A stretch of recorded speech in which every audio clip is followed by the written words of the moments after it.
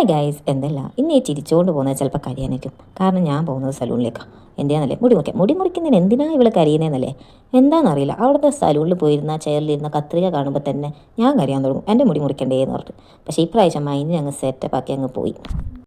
ആദ്യം തന്നെ നല്ലൊരു ഹെയർ വാഷിംഗ് ഒക്കെ കഴിഞ്ഞ് നല്ല കോംബ് ചെയ്ത് മൂപ്പരങ്ങ് സെറ്റപ്പാക്കി എന്നെ അങ്ങ് കംഫർട്ടാക്കി കളഞ്ഞു. പിന്നെ മുറിക്കാൻ തുടങ്ങിയില്ലേ.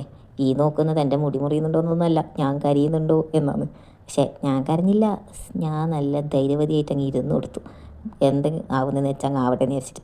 പക്ഷേ മൂപ്പർ അടിപൊളിയായതുകൊണ്ട് എന്താണെന്നറിയില്ല, നല്ല അടിപൊളിയാക്കി സെറ്റപ്പാക്കി തന്നു. അങ്ങനെ ഹെയർ കട്ടിംഗ് ഒക്കെ കഴിഞ്ഞ് നല്ല രീതിയിലൊന്ന് സ്റ്റൈലൊക്കെ ചെയ്ത് തരാൻ പറഞ്ഞു. മൂപ്പർ നല്ല രീതിയിലൊന്ന് സ്റ്റൈലൊക്കെ ചെയ്തെന്ന് അങ്ങനെ അറ്റ് ലാസ്റ്റ് ഹെയർ കട്ടിംഗ് ഒക്കെ കഴിഞ്ഞു.